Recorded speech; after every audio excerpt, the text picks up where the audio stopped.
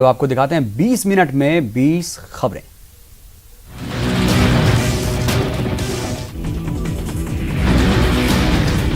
आसमान में दूर तक उठता ये धुआं, आग की उठती लपटें और सड़क पर उमड़ी लोगों की भीड़।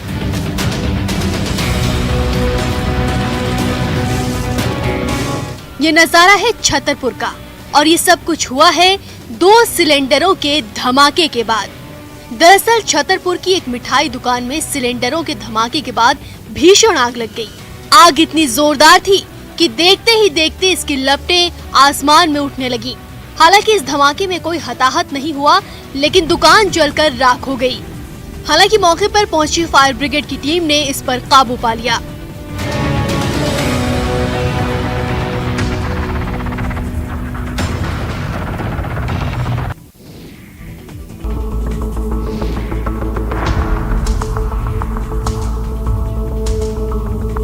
सिंगरौली के तीनगुड़ी गांव में उस वक्त हड़कंप मच गया जब झगड़ा सुलझाने पहुंचे एएसआई पर शख्स ने हमला कर दिया। इतना ही नहीं, शख्स ने उसका एक कान भी काट लिया। मामला यही खत्म नहीं हुआ, युवक ने भागकर घर के पीछे बने एक कुएं में छलांग लगा दी। हालांकि मौके पर मौजूद लोग और पुलिस कर्मियों ने आरोपी को बाहर निकाला। वहीं एएसआई को घायल हालत में इलाज के लिए अस्पताल में भर्ती कराया गया।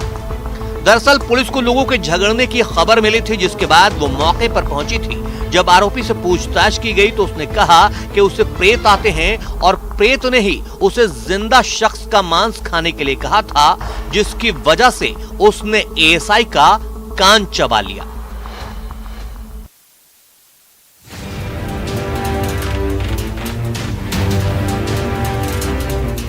बेमेतरा में दिन दहाड़े नवविवाहिका की हत्या से सनसनी फैल गई।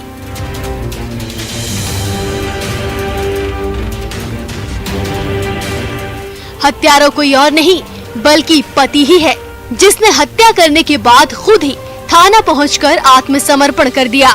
बताया जा रहा है कि दोनों की शादी 3 महीने पहले हुई थी, जिसके बाद से पति पत्नी में अक्सर आपसी विवाद होता रहता था। पति अपनी पत्नी के चरित्र पर शक करता था, जिसके बाद फिर दोनों में उसी को लेकर विवाद शुरू हुआ। झगड़ा इतना बढ़ गया कि गुस्से में आकर पति ने पास में रखे धारदार हथियार से पत्नी पर हमला कर दिया, जिससे मौके पर ही उसकी दर्दनाक मौत हो गई। हालांकि अब पुलिस मामले की जांच में जुटी है, लेकिन आरोपी ने पहले ही सरेंडर कर दिया है।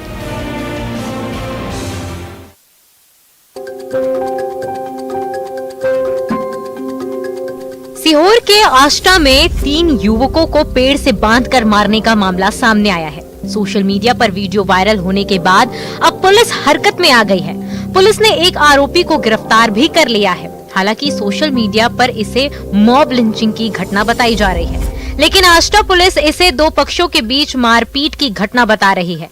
दरअसल आष्टा के इंदौर भोपाल मार्ग पर दरगाह के पास 3 युवकों को पेड़ से बांधकर कुछ लोग उनकी पिटाई कर रहे थे। वीडियो और फोटो सोशल मीडिया पर वायरल होने के बाद ये मामला लाइमलाइट में आ गया। आष्टा थाना प्रभारी के मुताबिक धनाना गांव के 3 युवक बाइक से जा रहे थे, तभी दरगाह के पास बनी देशी कलारी पर बैठे 3 लोगों ने इन्हें रोककर पैसों की मांग करने लगे। नहीं देने पर ये मार पिटाई पर उतर आए।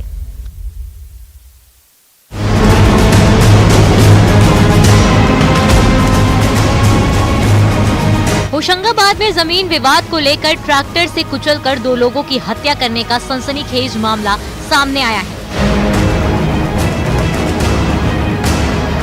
दरअसल केसला के भरगदा गांव में 3 हेक्टेयर जमीन के विवाद को लेकर एक ही परिवार के बीच लंबे समय से विवाद चल रहा था, जिसके बाद ये झगड़ा खूनी हो गया और 2 लोगों की ट्रैक्टर से कुचलकर हत्या करने की कोशिश की गई। दोनों की मौत भी हो गई, जिसके बाद इलाके में हड़कंप मच गया। मौके पर पहुंची पुलिस और 4 लोगों को गिरफ्तार कर लिया। लेकिन सवाल उठता है कि आखिर जमीन के लिए अपनों का खून बहाने के बाद क्या उस जमीन के मिलने पर खुशी मिल पाएगी?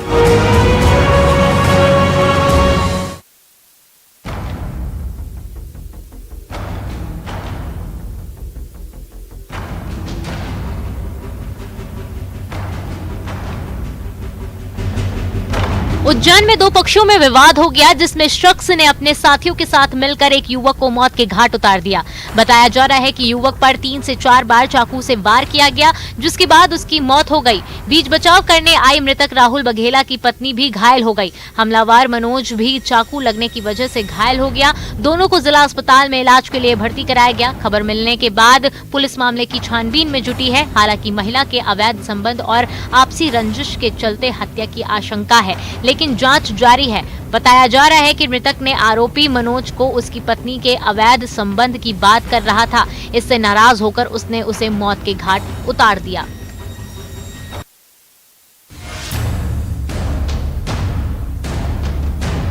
ग्वालियर से दिल दहला देने वाला मामला सामने आया है, जहां दहेज के लिए एक नवविवाहिता की जान लेने की कोशिश की गई।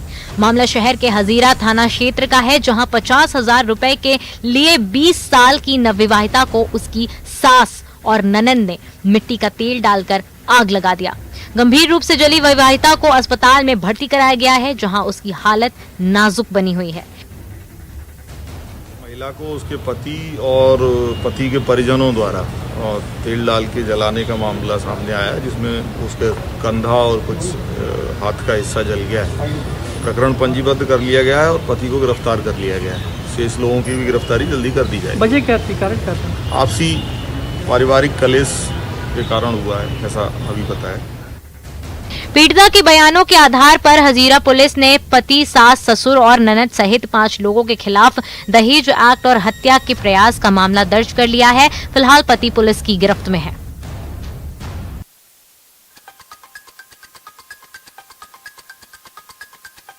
सीधी में बेखौफ बदमाशों के हौसले बुलंद हैं। बदमाश लगातार पुलिस के लिए सिरदर्द साबित हो रहे हैं। एक बड़ी चोरी की वारदात का खुलासा अब तक हुआ नहीं है कि एक और चोरी की घटना अंजाम दे दी गई है, जो पुलिस के लिए बड़ी चुनौती बन गई है। सीधी में इस बार सर्राफा व्यापारी की दुकान में चोरी की वारदात अंजाम दी गई है। बताया जा रहा है कि इस दौरान 10 लाख से ज्यादा के सोने के जेवरात पर हाथ साफ किया गया है। हालांकि चोर की ये करतूत सीसीटीवी में कैद हो गई है, जिसके बाद पुलिस मामले की छानबीन में जुटी है और पुलिस जल्द मामले का खुलासा करने का दावा कर रही है। बता दें कि अभी कुछ दिन पहले ही 1.5 करोड़ की चोरी की गई थी, जिसका खुलासा होना अभी बाकी है। ऐसे में एक और वारदात पुलिस के लिए बड़ी चुनौती साबित होगी।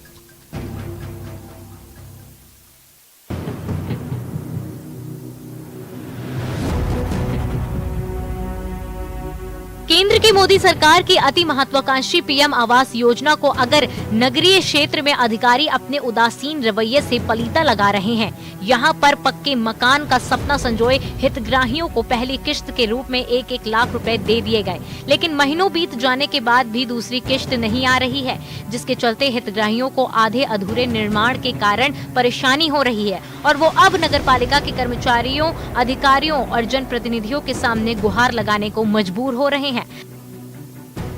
हमारी किस्त नहीं डली, 6-7 महीना 8 महीने पहले किस्त डाली थी शुरू में, वो हमारे पास था, वो लगा लिया हमने, और बाकी का हमारे पास थे, अपने तुम्हारे वाले के पास से लाया था, वो भी लगा लिए। अब पूरा नहीं हुआ, इसे अधूरा पड़ा है। नगर पालिका में जाते हैं, हाँ डलेगा, हाँ डलेगा, हाँ डलेगा। अब सवाल उठता है कि गरीबों के आशियाने का सपना पूरा कैसे होगा, जब अधिकारी ही उदासीन है।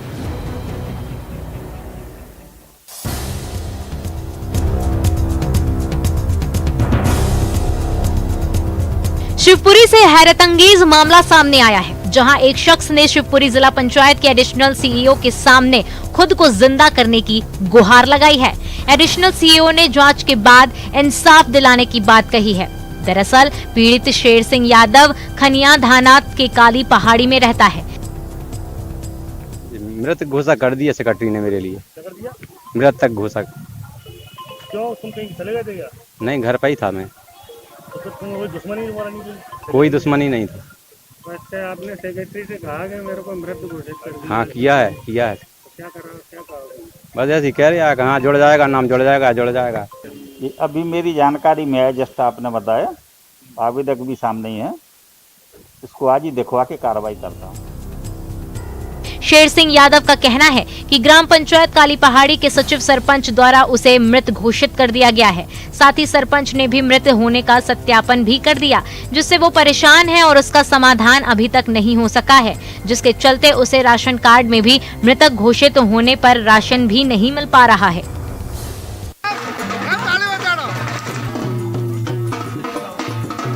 बारिश के लिए इंद्रदेव को प्रसन्न करने के लिए टोटके का सहारा उज्जैन के संडवदा में दिया गया, जहां ग्रामीणों ने शख्स को गधे पर बैठाकर गांव में घुमाया और फिर शमशान ले जाकर पूजा पाठ किया।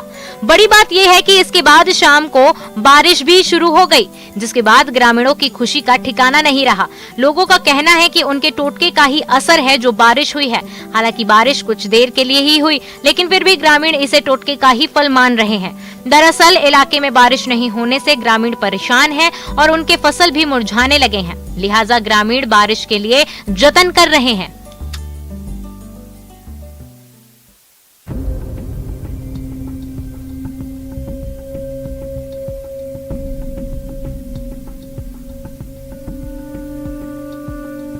सूरजपुर में बिजली विभाग के कर्मचारी दहशत में हैं। कर्मचारियों के मुताबिक दफ्तर पर भूत का साया है। यहाँ तैनात सुरक्षा गार्ड तो भूत से सामना होने का दावा भी कर रहा है और खुद अपनी सुरक्षा को लेकर चिंतित है।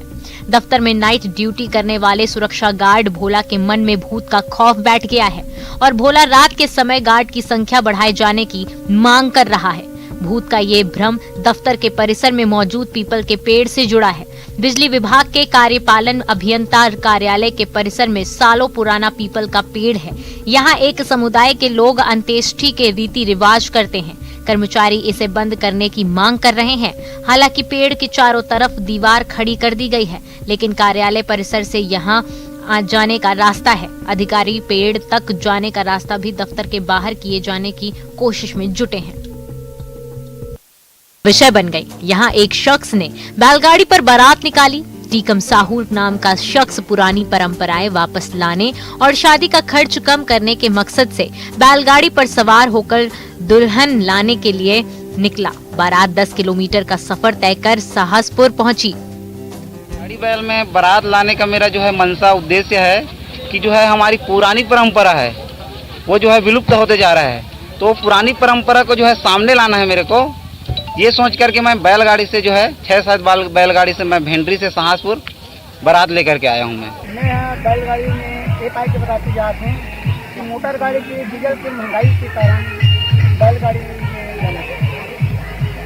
तो कौन बोली साहब लोग बैलगाड़ी में चलना है बाराती? आप सोचो कि आपकी लड़का सोचो? लड़का है कि बोली कि बैलगाड़ी में जाते हैं, पापा ऐसे कहते हैं। तो मैं हम लोग समझ में आ गई कि बैलगाड़ी में जाना है तो हमारा खर्चा बचत हो गई। इस अनोखी बारात में बीजेपी और कांग्रेस के स्थानीय नेता भी शामिल हुए। इसमें शामिल लोगों ने बैलगाड़ी की सवारी का लुत्फ भी उठाया और इसे समाज के प्रेरणादायक बताया।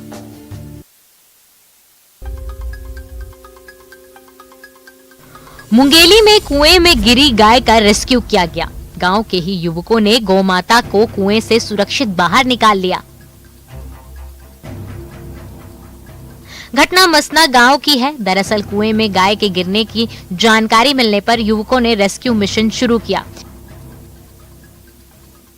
रस्सी के सहारे एक युवक कुएं में उतरा और गाय को रस्सी से बांधा। करीब 3 से 4 घंटे की मशक्कत के बाद युवकों ने गाय को कुएं से बाहर निकाला। बाद में गाय के लिए चारा भी इंतजाम किया गया।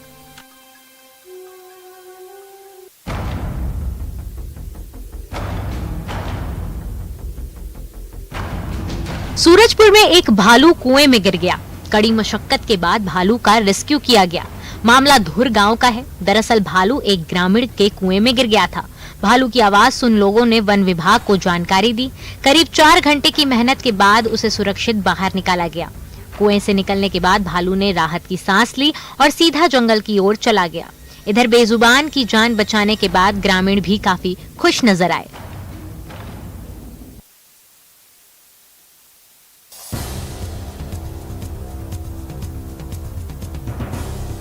कोरोना संक्रमण की दूसरी लहर ने जमकर कोहराम मचाया था। दूसरी लहर के वक्त से मिल रहे मरीज का सिलसिला अब भी पूरी तरह थमा नहीं है। इंदौर में अब भी संक्रमण का आंकड़ा 0 पर नहीं पहुंचा।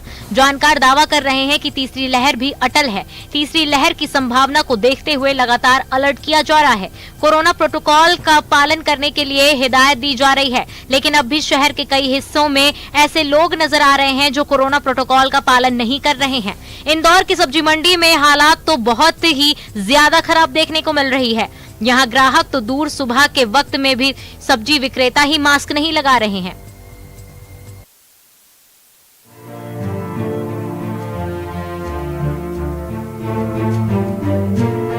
एमपी में कोरोना की रफ्तार तो कम हो गई है, लेकिन लोगों की लापरवाही चरम पर पहुंच गई है। सरकार ने धीरे धीरे पर्यटन स्थल क्या खोले, पर्यटकों की भारी भीड़ जुटने लगी है।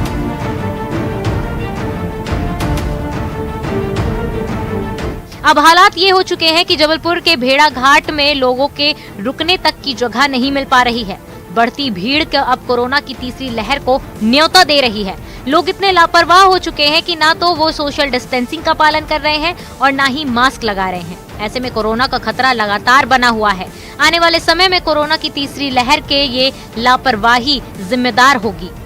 सरकार और प्रशासन को ऐसे पर्यटन स्थलों पर रोक लगानी चाहिए, नहीं तो ये लापरवाही भारी पड़ेगी।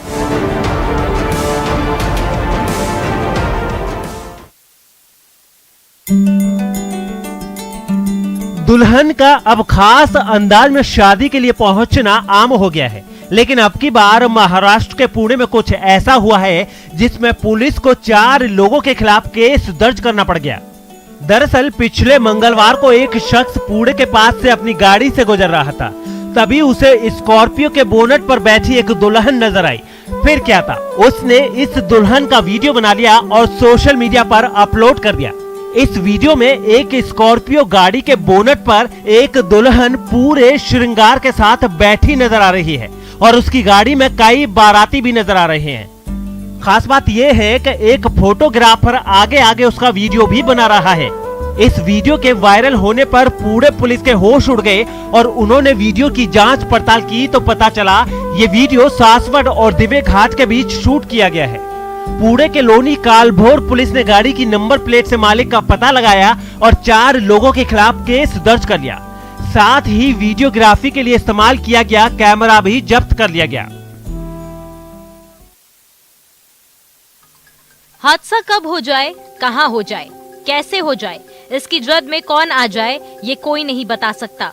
कई बार हादसों में लोगों की जान चली जाती है तो कई लोग ऐसे खुशकिस्मत भी होते हैं जिनके पास आकर भी मौत वापस चली जाती है। ऐसे हादसों के कई उदाहरण भी हैं और बारिश के दिनों में ये तो आम बात होती है। महाराष्ट्र के कोल्हापुर में भी ऐसा ही हादसा हुआ, जहां लोगों की जान बाल बाल बच गई, जहां थोड़ी भी देर होने पर जिंदगी पर आफत आने वाली थी। गनीमत रही कि वक्त रहते लोग वहां से भाग गए। महाराष्ट्र के कोल्हापुर में भी एक बड़ा हादसा होते होते टल गया। यहाँ एक बिल्डिंग का हिस्सा अचानक गिर गया।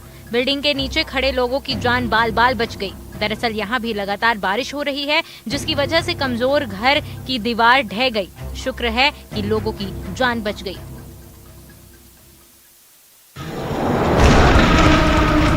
गुजरात की धार्मिक नगरी द्वारका में भगवान कृष्ण के मंदिर पर आकाशीय बिजली गिरी है। द्वारकाधीश मंदिर में भारी बारिश के बीच मंगलवार को अचानक गिरी आकाशीय बिजली की वजह से वहां मौजूद लोग डर गए। हालांकि इस हादसे में किसी भी तरह का किसी को नुकसान नहीं हुआ है। मंदिर को भी कोई नुकसान नहीं पहुंचा है।